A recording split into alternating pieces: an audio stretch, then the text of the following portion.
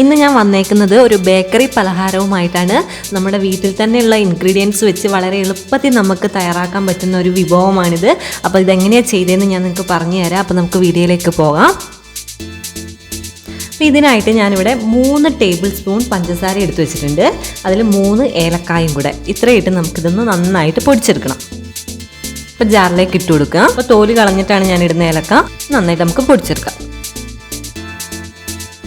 അത് ഞാൻ പൊടിച്ചെടുത്തിട്ടുണ്ട്. ഇതേപോലെ നന്നായി പൊടിഞ്ഞിട്ടിട്ടുണ്ട്. ഇനി നമുക്ക് വേണ്ടത് മൈദയാണ് ഇതിൽ വേണ്ടത്. അപ്പോൾ അത് 1 കപ്പ് മൈദ ഞാൻ എടുത്തിട്ടുണ്ട്. 250 ml മെഷറിംഗ് കപ്പിലാണ് ഞാൻ എടുത്തേക്കുന്നത് 1 കപ്പ് മൈദ. ഇനി അതിലേക്ക് നമ്മൾ ഈ പൊടിച്ച് വെച്ചിട്ടുള്ള ഏലക്കായും പഞ്ചസാരയും കൂടെ ചേർത്ത് കൊടുക്കാം. ഇപ്പോൾ കുറച്ച് നമുക്ക് ചേർത്ത് കൊടുക്കാം, പിന്നെ നമുക്ക് ആവശ്യമുണ്ടെങ്കിൽ കുറച്ചും കൂടെ ചേർത്ത് കൊടുക്കാം. ഇനി അതിലേക്ക് ഒരു നുള്ള് ബേക്കിംഗ് സോഡ ഇട്ട് കൊടുക്കുക, ഒരു നുള്ള് മതി. പിന്നെ ഒരു പിഞ്ച് ഉപ്പും കൂടെ ഇട്ട് കൊടുക്കണം.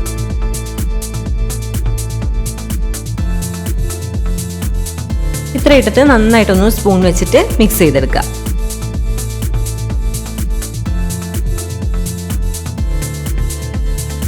നന്നായി മിക്സ് ചെയ്തെടുത്തിട്ടുണ്ട്.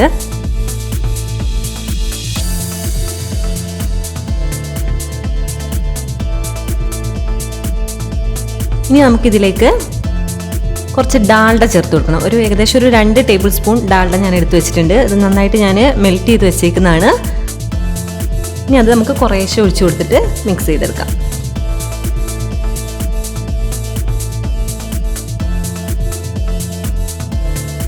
കുറച്ച് ഒഴിച്ചിട്ട് നന്നായിട്ടൊന്ന് മിക്സ് ചെയ്തെടുക്കുക.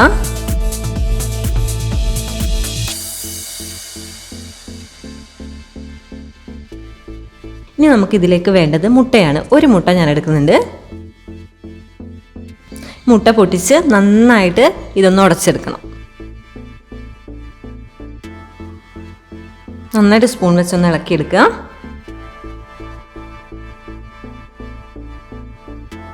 നന്നായി ഉടഞ്ഞു കിട്ടിയിട്ടുണ്ട്. ഇനി ഇതും നമുക്ക് ഈ മിക്സിയിലേക്ക് ചേർത്ത് കൊടുക്കണം. മൊത്തം ഒഴിച്ചു കൊടുക്കാം.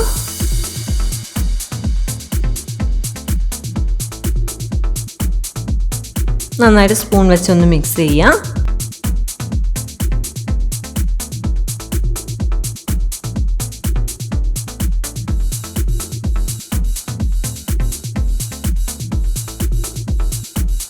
നന്നായി മിക്സ് ചെയ്തെടുത്തിട്ടുണ്ട്. ഇനി നമുക്ക് കൈ വെച്ച് തന്നെ നന്നായിട്ട് ഇത് കുഴച്ചെടുക്കണം. അപ്പോൾ ഇതിൽ വേറെ വെള്ളം ഒന്നും ചേർക്കുന്നില്ല. ഈ ഡാൽഡയിലും മുട്ടയിലുമാണ് നമ്മൾ കുഴച്ചെടുക്കുന്നത്. ഇപ്പോൾ ഡാൽഡ ഇല്ലയെന്നുണ്ടെങ്കിൽ കുറച്ച് സൺഫ്ലവർ ഓയിൽ ചേർത്ത് കൊടുത്താൽ മതി. ഇപ്പോൾ ഞാൻ ഡാൽഡയാണ് ചേർത്തത്, അതാണ് കുറച്ചും കൂടെ ടേസ്റ്റ്.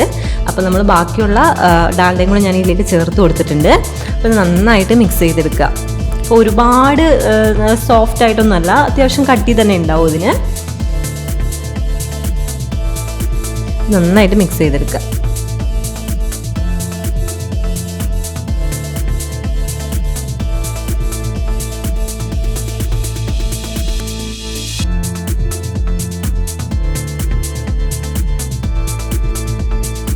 അപ്പോൾ ഞാൻ മിക്സ് ചെയ്തെടുത്തിട്ടുണ്ട്. അപ്പോൾ ഇതിലേക്ക് നമുക്കിനി കുറച്ചും കൂടെ പഞ്ചസാരൻ്റെ പൊടി ചേർത്ത് കൊടുക്കണം. മധുരമുണ്ടോ എന്ന് നോക്കിയിട്ട്, ഞാൻ മുഴുവൻ ചേർത്തിട്ടില്ലായിരുന്നു. അപ്പോൾ നമുക്ക് കുറച്ചും കൂടെ ചേർത്ത് കൊടുക്കാം ഇതിലേക്ക്. അപ്പം മധുരത്തിനനുസരിച്ച് ചേർത്താൽ മതി. ഞാൻ അത് ഒന്നും കൂടെ നന്നായിട്ട് കുഴച്ചെടുക്കണം.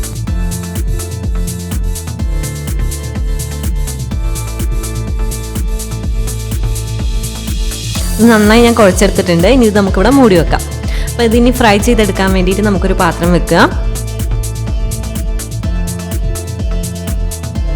ഇനി ഇതിലേക്ക് നമുക്ക് സൺഫ്ലവർ ഓയിൽ ഒഴിച്ചു കൊടുക്കണം. അപ്പോൾ ഫ്രൈ ചെയ്യാൻ ആവശ്യമുള്ള ഓയിൽ ഒഴിച്ചു കൊടുക്കാം.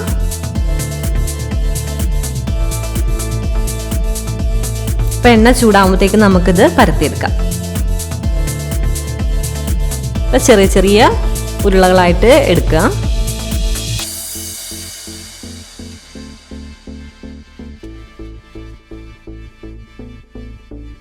ഇതേപോലെ ചെറിയ ചെറിയ ഉരുളകളായിട്ട് എടുക്കുക. അപ്പോൾ നന്നായിട്ടൊന്ന് അതൊന്ന് റൗണ്ടാക്കി എടുക്കുക.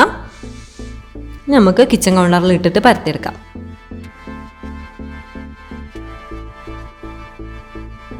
ഞാനൊരു പ്ലേറ്റ് വെച്ച് പ്രസ് ചെയ്യുക, അല്ലെങ്കിൽ കൈ കൊണ്ട് തന്നെ നമുക്ക് പ്രസ് ചെയ്തെടുക്കാവുന്നതാണ്.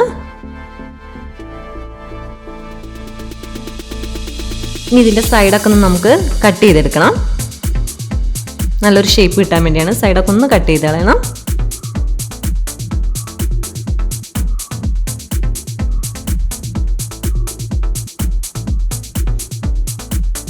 ഇനി ഇത് സ്ക്വയറായിട്ട് നമുക്ക് കട്ട് ചെയ്തെടുക്കാം. ഇഷ്ടമുള്ള ഷേപ്പിന് കട്ട് ചെയ്തെടുക്കാം. ഇനി അത് നമുക്കൊരു പാത്രത്തിലേക്ക് മാറ്റി വെക്കാം. ഇതേപോലെ ബാക്കിയുള്ളതെല്ലാം നമുക്ക് പരത്തിയെടുക്കണം. കൈവച്ച് ജസ്റ്റ് ഇങ്ങനെ ഒന്ന് പരത്തി കൊടുത്താൽ മതി. ഇതേപോലെ കൈവച്ച് ഇങ്ങനെ ഒന്ന് പരത്തിയെടുത്താലും മതി. ഏതാ എളുപ്പമെന്ന് വെച്ചാൽ ആ രീതിയിൽ നമുക്ക് ചെയ്യാവുന്നതാണ്.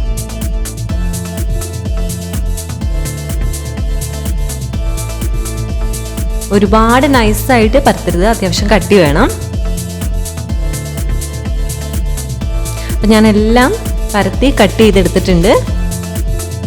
പിന്നെ നമ്മുടെ ഓയിൽ നന്നായിട്ട് ചൂടായി കിടക്കുകയാണ്. ഇനി നമുക്ക് ഇതിലേക്കിട്ട് ഫ്രൈ ചെയ്തെടുക്കാം. അപ്പോൾ ലോ ഫ്ലെയിമിൽ തന്നെ ഇടണം. ഒരുപാട് ഹൈ ഫ്ലെയിമിൽ ഇട്ടാൽ പെട്ടെന്ന് കരിഞ്ഞു പോകും, ഉള്ളൊന്നും വേവില്ല. അപ്പോൾ ഇത് ഞാൻ ഡാൽഡയും കൂടെ ചേർത്ത് കൊണ്ട് ഓയിലിലേക്ക് വരുമ്പോൾ ഒരു പതഞ്ഞ് വരും. അത് കുഴപ്പമില്ല. ഇപ്പോൾ ഓയിൽ തന്നെയാണെങ്കിൽ ഇങ്ങനെ പതഞ്ഞ് വരില്ല. അപ്പോൾ ഡാൽഡ ചേർത്ത് കൊണ്ട് കുറച്ചൊരു പത പോലെ വരും ഓയിലിൻ്റെ മുകളിലായിട്ട്.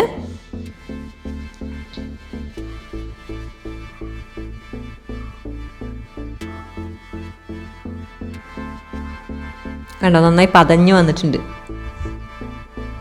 ഞാൻ ഇടയ്ക്കിടയ്ക്ക് ഒന്ന് ഇളക്കി കൊടുക്കുക. എപ്പോഴും എടുക്കണ്ട, ചെറുതായിട്ടൊന്ന് ഇളക്കി കൊടുത്താൽ മതി.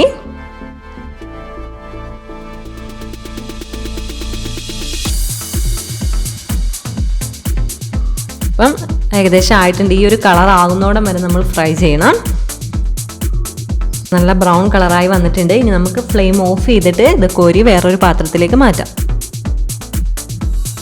പിന്നെ ഞാൻ കോരാൻ പോവാണ്.